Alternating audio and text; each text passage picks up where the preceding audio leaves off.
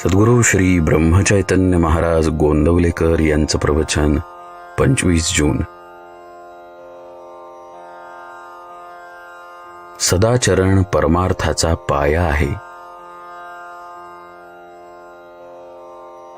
राम सहज हाती लागेल म्हणून जी काही साधने समर्थांनी सांगितली आहेत त्यामध्ये चांगल्या ग्रंथांचे वाचन हेही एक आहे. परंतु कोणत्याही ग्रंथाचे अगर पोथीचे वाचन करताना केवळ काहीतरी वाचायचे म्हणून वाचन करू नये. अर्थ कळल्याशिवाय पोथी खरी वाचल्यासारखे नाही होणार. तसेच जितका त्याचा अर्थ कळला तितके तरी कृतीत आणण्याचा प्रयत्न करावा. आपण जे करीत नाही ते प्रथम करायला सुरुवात करावी. भराभर वाचले आणि कृती केली नाही तर काय उपयोग. 4 मैलांचा रस्ता असला तर सबंध रस्ता एकदम दिसावा असे म्हटल्याने कसे होईल. 1 मैल रस्ता चालावा म्हणजे पुढचे दिसेल. जसजशी मजल मारावी तसतसे पुढचे दिसू लागेल. परमार्थाचेही असेच आहे. बापासारख्या मिशा मला याव्या म्हणून लहान मुलाने हट्ट धरला तर कसे होईल.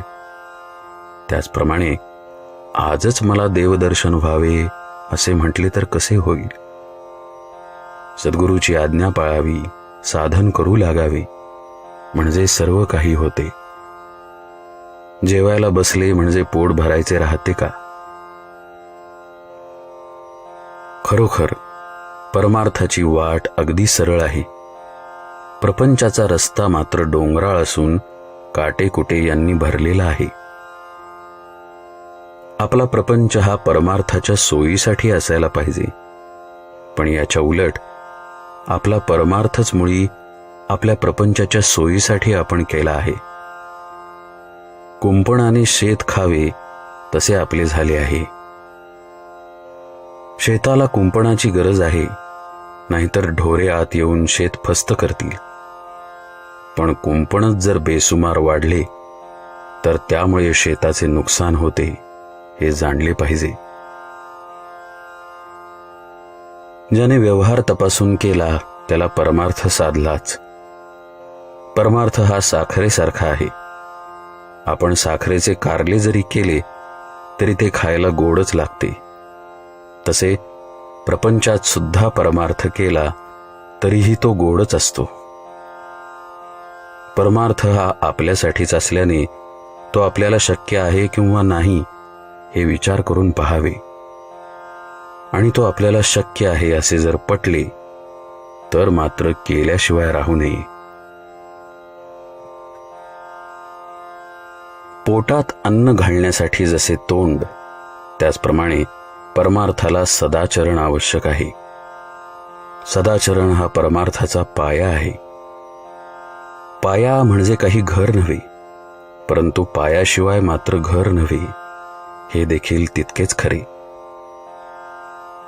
आपण स्वतःच्या मुलाला जसे प्रेमाने घेतो तसा परमार्थ करावा आणि आपण दुसऱ्याच्या मुलाला जसे घेतो तसा प्रपंच करावा.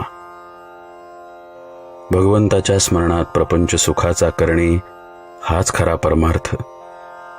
आणि ज्याची वृत्ती सुधारून भगवंताकडे लागली त्यालाच खरा परमार्थ कळला. भगवंतावर अकारण प्रेम करणे याचे नाव परमार्थ.